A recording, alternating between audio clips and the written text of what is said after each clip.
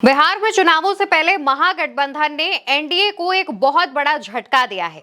झटका इतना ज्यादा बड़ा है कि अब भाजपा को उसके वोट बैंक की चिंता सताने लगी है। भाजपा बिहार में होने वाले विधानसभा चुनावों से पहले टूटती दिख रही है। क्या है पूरा मसला, इसी पर विस्तार से करेंगे बात। नमस्कार, मेरा नाम है अवंतिका। दरअसल दोस्तों, बिहार में साल के अंत में चुनाव होने हैं और इस चुनाव में आरजेडी की तरफ से एक बहुत बड़ा झटका एनडीए और बीजेपी को दिया गया है, जिसपे बीजेपी का एक मजबूत वोट बैंक टूटकर आरजेडी में शामिल हो गया है। आरजेडी की सदस्यता ले चुका है। पूरा मसला यह है दोस्तों कि आरजेडी कार्यालय के कर्पूरी सभागार में दानवीर भामाशाह की जयंती मनाई गई थी। आरजेडी के विधायक रणविजय साहू की अध्यक्षता में इस कार्यक्रम का आयोजन किया गया। आरजेडी के जो विधायक हैं रणविजय साहू, इनका नाम याद कर लीजिए दोस्तों। रणविजय साहू ने न सिर्फ इस कार्यक्रम का आयोजन किया, बल्कि इस कार्यक्रम में आरजेडी को मजबूत करने की भी पूरी कोशिश की। इस कार्यक्रम में जब तेजस्वी यादव पहुंचे तो उन्होंने भामाशाह की प्रतिमा पर, उनकी फोटो पर माल्यार्पण कर उन्हें श्रद्धांजलि अर्पित की। इसके बाद तेजस्वी यादव ने वहां बैठे तमाम लोगों को संबोधित किया, लोगों से बातचीत की। लेकिन इसी दौरान जब मंच पर तेजस्वी यादव मौजूद थे, तब राष्ट्रीय प्रगति पार्टी के अमरकांत साहू ने अपनी पार्टी का विलय आरजेडी में कर दिया। यानी कि तेजस्वी यादव और लालू यादव की पार्टी में राष्ट्रीय प्रगति पार्टी का विलय कर दिया गया। अमरकांत साहू, जो कि राष्ट्रीय प्रगति पार्टी के अध्यक्ष हैं, उन्होंने अपनी पार्टी के विलय का ऐलान तब किया जब मंच पर तेजस्वी यादव भी मौजूद थे।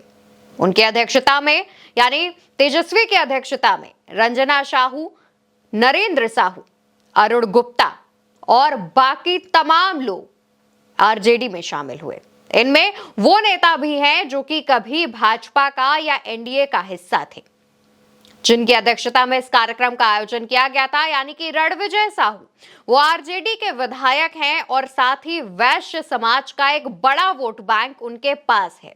वैश्य समाज के वोट बैंक पर वो पकड़ रखते हैं और इसी पकड़ को और मजबूत करते हुए अपनी पार्टी आरजेडी को और मजबूत करने के लिए उन्होंने अमरकांत साहू की पार्टी राष्ट्रीय प्रगति पार्टी का विलय आरजेडी में करवा दिया। इसके बाद जब तेजस्वी मंच संभालते हैं और माइक पकड़ते हैं, तब कई मुद्दों पर भाजपा और जेडीयू को घेरते हैं। बैंक की डकैती हो, लगातार ये जो है बढ़ी। जब मौजूदा सरकार से 11 साल से एनडीए की सरकार, 20 साल में राज्य की सरकार है।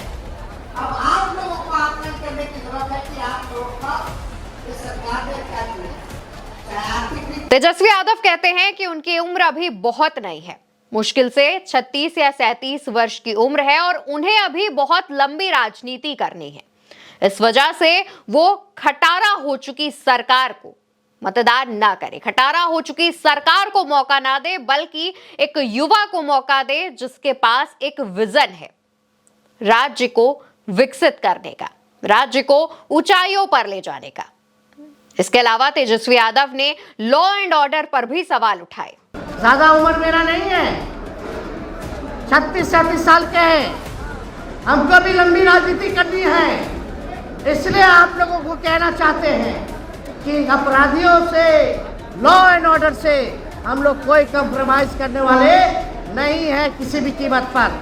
दरअसल दोस्तों, बिहार में वैश्यों का सबसे ज्यादा वोट बैंक बीजेपी को मिलता रहा है। बीजेपी को इन दिनों वोट बैंक बिखरने का खतरा भी दिख रहा था और ऐसा ही कुछ हुआ भी। लेकिन उससे पहले आपको बता दें कि जब लोकसभा चुनाव हुए थे, उस दौरान वैश्य और कुशवाहा वोट के बिखरने का भी काफी असर दिखा था और इसी की एक बड़ी वजह थी कि बिहार के शाहाबाद की 4 लोकसभा सीटों पर भाजपा को हार का सामना करना पड़ा था।